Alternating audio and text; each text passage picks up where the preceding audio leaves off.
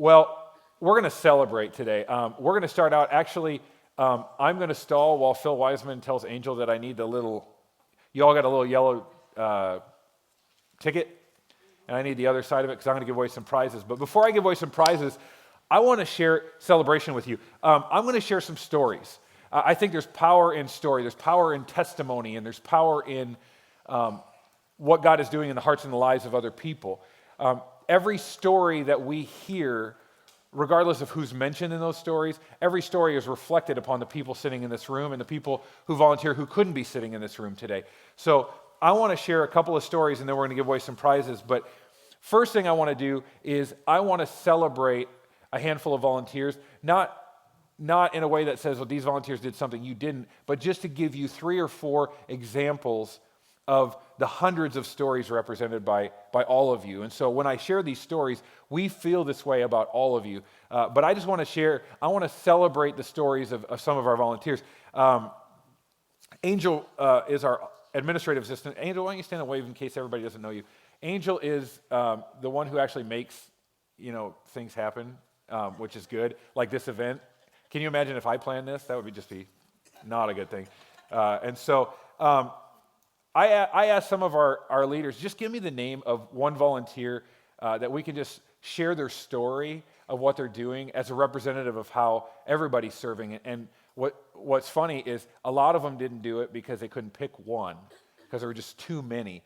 The ones that did pick one said, well, I've actually got like 20, but if I have to pick one, I'll just share this one. And so this is just indicative of everything that you guys are doing. But she shares about Abby Talisma. Abby, she says, the only word possible for her is amazing. Abby always steps up to any task and does it with excellence, paying attention to detail and working efficiently. She has a heart for the ransom and knows that working on the hub connections is more than just paperwork.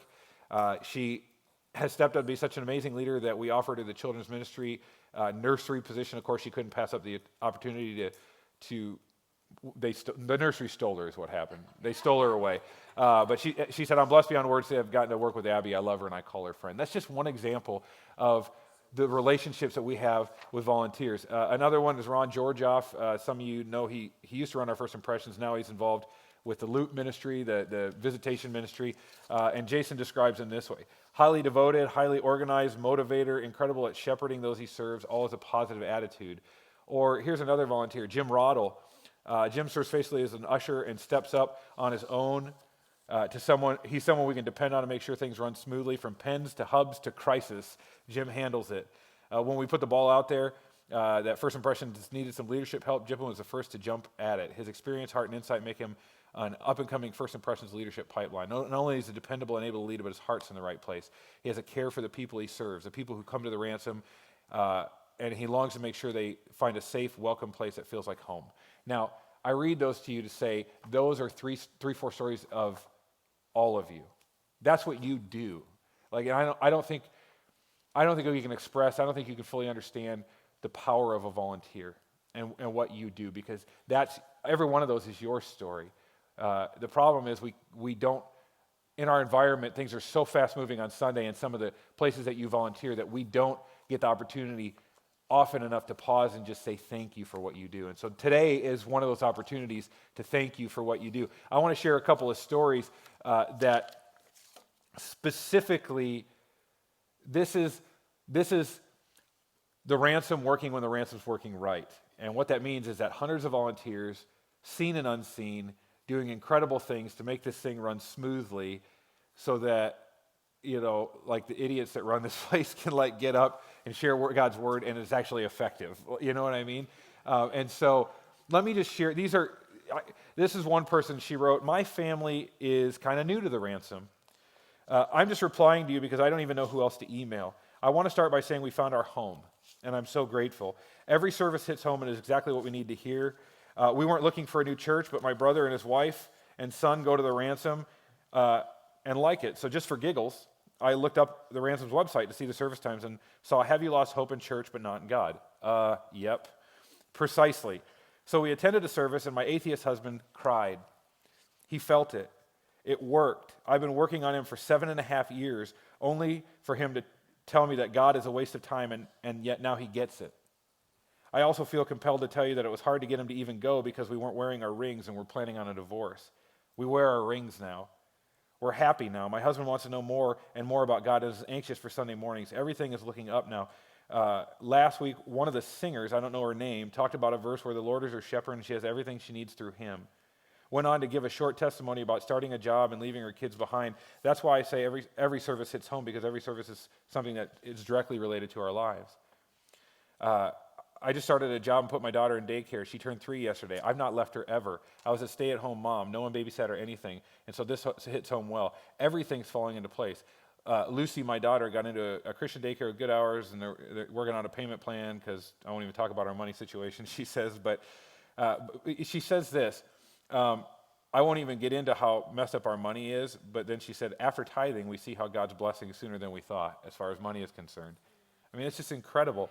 And so she says, my daughter raises her hands and sings in church. It's just hard to explain. Everything's working.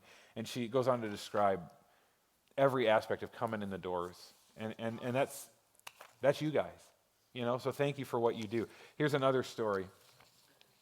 I've been working at a small clinic since January. My supervisor here, who told me I could write this, has gone through some of the hardest times in her life over the last few months. She struggled with depression, and after having twins on Easter Sunday, the enemy fought so hard to get her even to the point of contemplating if the twins would be okay if she ended her life. During this time, she tried all different means that the psychological world could help her with, all leading towards temporary relief, but no good answers. Daily, she would come desperate, and we would simply speak about how Jesus would see her through, heal her, had a plan for her life. At this time, she overheard me talking to a patient about what Jesus did to people's brokenness, as seen at the Ransom through the cardboard testimony videos. I sent the link to her, and she got hooked. She's been pouring into old sermons, coming to church on Sunday, reading her Bible every chance she gets, at work, at lunch, at home. The story gets better. Her husband's not a believer, but he's brought up conversations from sermon. He overhears her listening at home and wants to come to Ransom Sunday if he gets up the courage. And better, my supervisor's niece, who's been lost and broken over living in lies for years, has been going with her to the Ransom, skipping out on drinking with her friends to come talk with her about the Bible late into the night and trying passionately to lead her friends to his truth. And a little more. She asks all the time how she could be a mom that Jesus would be proud of to her twin boy and girl. She's praying over them. We're believing that God will take her and start a new generation of believers in her family. Praise God, right? And that's you guys. That's not just staff. That's what the power of the body of Christ does. That's nobody here has the power to do that. You know, no sermon is that good, no worship song is that well led, no announcement is that funny, no life group is that well put together. It's just not. They're all broken tools in the hand of a creator God. And it takes the entire body. And that's what we're going to talk about tomorrow in church, and I'm excited to celebrate. But I just wanted to share those to say thank you for what you're doing, because in those moments where the adversary will come in and he will say, the church doesn't care. You're invisible. What you're doing doesn't matter. You know, things have changed. The church is too big now. These are just lies from the devil to help us, try to get us to forget that what you do matters. When you serve in your role, part of the vision of this church comes true. When you serve in this role, you take away a burden or an inhibition. You allow somebody to hear the word openly. People are only ready for the gospel when their hearts are put in the right place in the first 7 minutes inside the door. And that's what you do. You create an environment, that first 7 minutes, that last 7 minutes, that time their kids are separate from them, where they can worship free of inhibition. They can learn what it might look like to live free of sin and to serve free of self. You do that. So thank you for that. Everybody, you should have gotten a note sheet to follow along, and that's just to help you guys out. What'd you pick? I got the massage. The massage. Good choice. Good choice. So the massage is off the table. Ha ha. There you go. All right, here we go. What is our vision? Anybody? Set captives free. Yeah, like if you've been here more than 10 minutes, you know our vision, you know where we stand. Our goal is setting captives free. Our core values: worship free of inhibition, live free of sin, serve free of self, right? Everything's driven by that. Matthew 20:28 is our key verse, okay? For even the Son of Man came not to be served, but to serve and give his life as a ransom for many. But I want you to hear this. Our vision is not most important. Jesus Christ is first and foremost most important. And we feel he's caused us to carry out that vision. But within our church specifically, our vision is not the key piece. As important as it is, as much as it drives us, there is something that's more important about us that affects our ability to reach people even more than our vision. Our vision is the way that we carry it out. But there's something even more important. This is true of the church. It's true of the individual ministries that you serve in. And it's this. Samuel Chand writes, culture trumps vision. Okay? And so your first blank there, our culture is more important than our vision. Our culture is more important. Culture is something that you experience. Culture is something that you feel. If I ask you to describe the culture, you might have a hard time nailing it down, but you know what it is. It's what keeps you coming back here. It's hard to nail down because it's shifting. It's not like a landscape that's unchanging. It's like a seascape. Every person that we add to our church changes the culture a little bit. But culture is about a lot of things. First of all, culture is about the first 5 to 7 minutes. It's about when people walk in the door, that first impression, that first touch they get, how welcome they feel, what experience they have with their kids, if there's enough bathrooms, and if they had to line up, and if we were out of toilet paper. All of those things are part of the culture. Okay, it's that first 5 to 7 minutes. Culture is also about the environment that you create in your kids' ministry, through your worship, in your nursery, in your lobby. Is it an accepting environment? Is it a warm environment? Is it a cold environment? Is it an environment where I walk in and I can immediately feel something different? Do I feel the Holy Spirit at work there? Is it like, what is it about this place that's different? Let me give you some examples. Hotels, okay? There's such a thing as a good hotel and a bad hotel, right? Now, every hotel has the same thing. It has a lobby, has a hallway. You walk down the hallway to whatever door has that number on it. You go in, has some sort of a key. You go in, you shut the door. What is the room going to have in it? 1, maybe 2 beds, a TV, a bathroom. Like every hotel room is the same. So, now you can say some are nicer, they have nicer amenities, this and that. But at the end of the day, every hotel experience is the same as far as the building itself. What's really, truly different is what? The customer service, right? The environment, the culture. You know, you see this in restaurants, right? There's restaurants that are, you love the service. There's restaurants where you don't love the service. You see this in churches too. Every church has a different culture. And this is not about saying one culture is right, one culture is wrong, so let's define what the right culture is. This is about saying, what is our culture and how do we live that out in a way that reaches people for Christ? And so it's about culture. Culture is also about the last 5 to 7 minutes. Okay? It's about the last 5 to 7 minutes. Your next blank down there, there's something called the law of recency. Here's what the law of recency says. You come into, let's use a restaurant for example. You come into a restaurant. The waiter's super, super kind to you. Okay?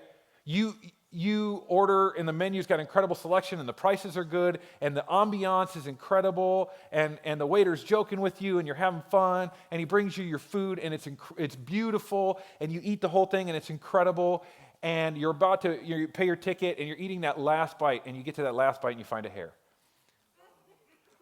Okay? Now, 45 minutes of incredible dining experience, and then you find a hair. What does that do to the entire dining experience?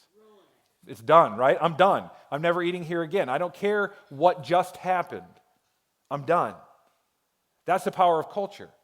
Culture says we have incredible greeters that just knock it out of the park, and people come in and the coffee's good, and that's a surprise at church. Let's just be honest, and the coffee's good. And then we come in, and not only is it good, it's attached to the vision and their missions and their heart, and then I hear the sermon and the worship, and I love the experience, and I walk out the door, and nobody says hi to me on the way out. And the law of recency says the last 5 minutes trump everything before it. So the first 5 minutes matter, but so do the last 5 minutes. So that's huge implications, right? It's huge implications on first impressions and the message they send. Culture is unspoken, and yet it screams. And if you have a toxic culture, you cannot serve an incredible vision on a dirty plate. You can't serve an incredible vision on a dirty plate. And so Samuel Chand says this, culture is the strongest part of your organization, yet goes unnoticed until it is bad. Toxic culture is like carbon monoxide. You don't see it or smell it, but it will kill you. Now, I'm going to stand here and tell you right now, we don't have a toxic culture. There are probably pockets of toxicity because we're human, right? But we have a healthy culture. And that's what we want to look at today. My question is this. If culture is so key, why do so many churches ignore it?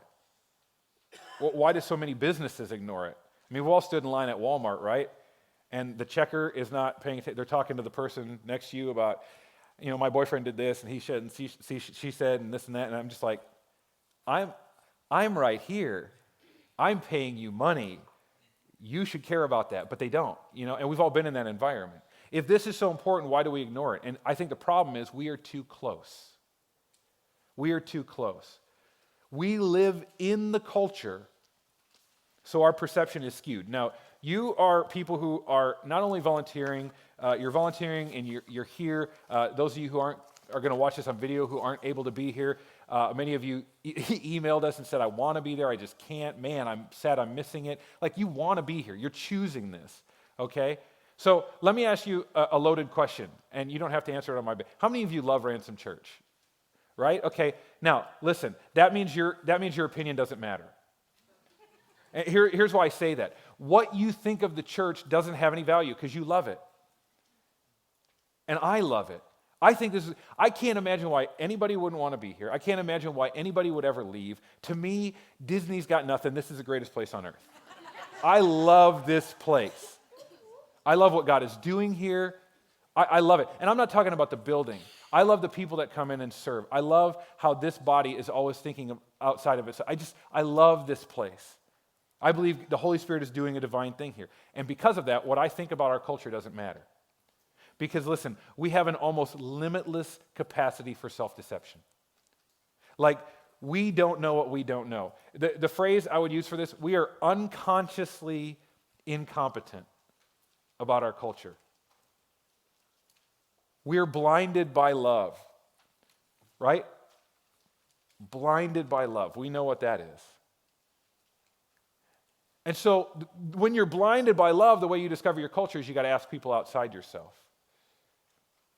We got to ask, how are we doing? What do you think? But let's talk about what makes up your culture. I'm going to talk about a few things. First of all, here are some key factors to what makes up your culture. What is valued in your culture? I think it's fair to say we value worship free of inhibition, live free of sin, serve free of self. We value those things.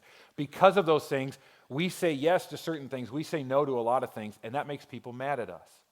And it's not because we don't value those things. We just value what we're called to. And what you're valued makes up your culture. What is talked about makes up your culture. When people talk about the ransom, if somebody asks you to describe the ransom, what are you going to say? Well, it's this. What are you going to describe that's different from maybe a bad church experience they had or this? What is talked about? What do you spend your money on? We're trying to do this in our budget. We're trying to, let me just say it in this environment. I hate fundraising. I think it's dumb. I hate it.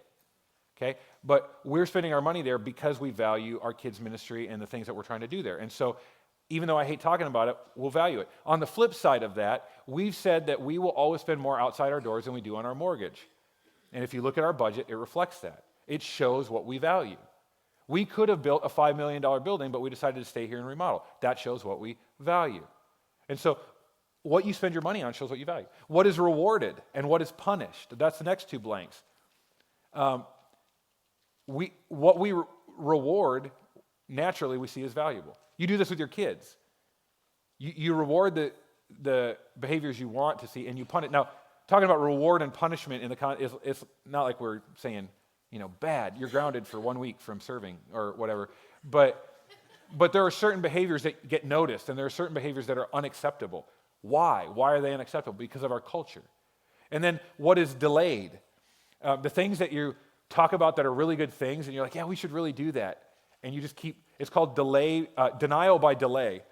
Like, we want to believe we care about those things. We want to believe that maybe someday we'll do them, but the reality is we schedule them, and then we pull them off the calendar, and we schedule them, and we pull them off the calendar, and we schedule them, and we pull them, and we're just like, we're not ever going to really do this. Like, we're not called to this. And that's okay. It's not that one thing's right or wrong. It's just these are things that are about culture. So, How do people learn your culture? Well, everyone who comes brings their own culture with them. Whether they've never been in church, whether they've been in church and had a good experience but just moved to a new community, whether they have been in church and had a bad experience and were burned out and don't want anything to do with church, even when they love this church, because of denominational, like how are decisions made? How is money spent? How are people hired and fired? How are, like, all of those things are like things that are factors that we, we're impressed with. And so we come in and right or wrong, we've got a culture. And it's not that one's right and one's wrong, but in order to get people to grab on, we actually need to deprogram before we can reprogram. And again, that makes it sound like one's bad and the other, but let me give you an example that will help you understand. Let's say you worked at Kmart for 20 years, and you were a checker at Kmart for 20 years. And then, man, they just, the culture was getting kind of ugly, and you didn't want to be there. It just wasn't right, and they just weren't raising your wage, and you've been stuck forever. And then a new Walmart opens up, or let's use Costco. Let's say Costco opens up, okay? And wow, new job opportunity, and they'll give me full-time, and they'll give me benefits, and they'll pay me more, right? So you pray about it, you decide I need to make the switch, and you make the switch. Now you've checked for 20 years at Kmart. The first thing they're going to do at Walmart or at Costco is not put you on the check stand. The first thing they're going to do is send you to checker school, even though you've done it for 20 years. Why? Because what they value in a checker is different than what they value at Kmart. Completely different. So even though you've done this job for 20 years, you step into a new environment, and they've got to deprogram some Kmart thinking and add some Walmart thinking. Does that make sense? And so the first thing they do is they don't throw you out. And I'll apply that to ministries, to kids or first impressions. Or let's say you've led small groups in another environment, and we say, that's awesome. And you say, well, can I lead a small group here? And we say, sure. But our system is just set up so that we want you to be an apprentice leader in a small group, be in a small group before you lead one. Because we want you to understand our culture. And a lot of people go, well, I've taught small groups for 20 years. It's not a trust issue. It's a culture issue. And we just want you to get the culture of our small groups before you lead one. So that's one example of how it applies. So I would say it this way. We need to move people from the restaurant to the kitchen. Let me describe this. And this is your job as volunteers, because you're all in the kitchen right now.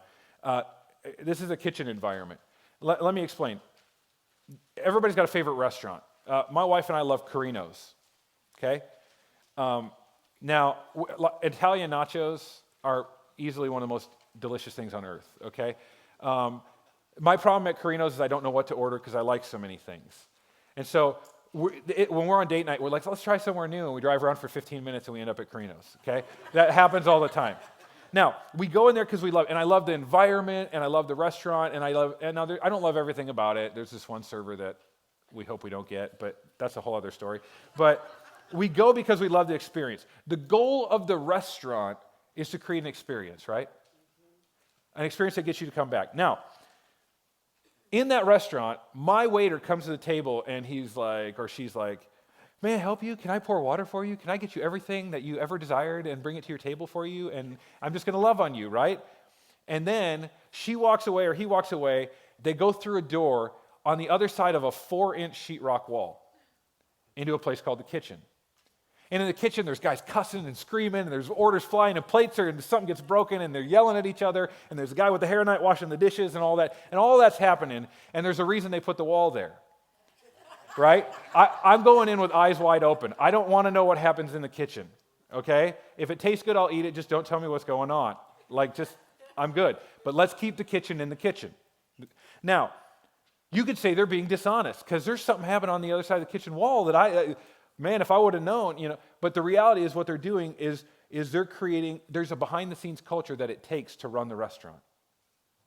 Okay, now let me bring that into, don't bring the restaurant into the kitchen, or don't bring the kitchen into the restaurant. Okay, when we serve, this is the kitchen. Okay, we're behind the walls and we're talking about the nitty-gritty and how we're going to do ministry, and then we come on Sunday morning and we pour ourselves out, right? And the goal of the kitchen is to help us understand, prepare things so that when the time... And you could say, well, that's about creating a false front. No, it's about putting our best first foot forward. Our goal is to remove barriers so that people can worship free, live free, serve free. Okay? Our goal is to remove those barriers. So someone has a fight with their kids in the car on the way.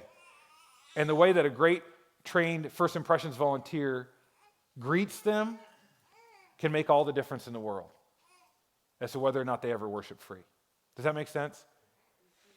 The problem is we, as volunteers, we need to remember, and as staff, we need to remember it's really easy to bring the kitchen into the restaurant. It's really easy when we're here and we're loving on people Sunday morning to show on our faces that, man, this is like, I'm tired. This is killing me, right? It's really easy when someone asks how you're doing to be like, well, man, somebody spilled coffee over here and this and that, and we're bringing the kitchen into the restaurant, you know? And so we need to create environments. That's why these teams exist. We need to create environments where we can go, today stunk. Like, it was horrible. This kid pooped his pants in the nursery, and it was awful, and it smelled, and it was awful. But then when people are coming and they're trying to worship free, we're to remove those distractions. And we carry that burden on ourselves. It's part of our call. It's part of our call. And so I'm going to talk quickly about 7 keys of culture. Before I do, let me check the time. I'm going to give you more prizes. We're going to run just a little bit past 10 leaders. I'm sorry. No, you know what? Let's not do that. Let's press through. Let's do the 7 keys quickly so I can honor your time, and then we will give away prizes real quickly at the end. But 7 keys of culture. Let's run through them real quick. Number 1, control. People function more effectively if they're given control with responsibility. So strong teams have what I call the Goldilocks approach. The Goldilocks approach. Not too much, not too little, just right. Just the right amount of checks and balances. So here's a question for you. In your departments, in your area of serving, do you feel that you are given authority with responsibility? Like, are we trusting you to actually do something? Are we just giving you a job, or are we giving you, what are the bottlenecks in the process? Here's another one. Do you deal with the pee on the carpet? Do you deal with the pee on the carpet? We have a dog. When he has peed on the carpet. When he pees on the carpet, I did not look at him, grab a sheet of paper, fill it out, put it in a file that I could talk to him. I'm going to talk to you about that at your annual review. I put his nose in it, right? I grabbed him. I said, no, this is not what we do. Now, here's what I mean about that. When these problems come up with, it's easy, when you see something that doesn't fit the culture, it's easy even as a volunteer, just to kind of look the other way and be like, that wasn't right, but you don't want to address it. It's okay to address it. That's what this is about. That idea of we want to give you guys some control to uphold the culture, you know? And so we want to give you just enough control with checks and balances to immediately deal with the pee on the carpet. How can we look at the things and see them go, we just don't do that in this culture. We're just not doing it, okay? And just control the culture. So I think that's a control we want to put in your hands. Another one is understanding. Does everyone understand the vision and the direction of the church? Because just because you can all say setting captives free, just because you can all say worship free, live free, serve free, doesn't mean that we actually all get it. Unless we know the why behind the what, unless we know why we're doing this, we're never going to get results. So why do we do things that way? Why worship free, live free, serve free? Why do we say no to certain things? Why do we say yes to certain things? Why do we ask us those questions? You know? Leaders, explain that to your volunteers if you haven't. Volunteers, if you don't know, do you understand? Say to me, what is the difference between serving and serving free? Will talked about the difference between serving and being a servant. What's the difference? Have that conversation with your leaders so that we have an understanding, because we'll never do what we're trying to do here unless we understand why. L is leadership. When it comes down to leadership, here's what it comes down to, and it involves every one of us. Discover, develop, and deploy. In other words, who is on your radar? And I'm not just talking to the leaders. If you're a volunteer, say, in nursery, and you're like, man, we're overwhelmed. Who is on your radar that you know just started attending the church, maybe is even looking to get plugged in, and you could ask them. You could be like, hey, come help me in the nursery. Like, why don't you apply? Why don't you come check it out 1 week? We'll talk to Cody, we'll talk to Natalie. Why don't we set that up so you can check it out, and then if that's you, we'll do the background check, we'll get you involved. You know, the leader, we just don't know everybody. So who's on your radar? Who are those diamonds in the rough? You know, how are we assimilating new leaders into ministry. And so volunteers, who has the potential?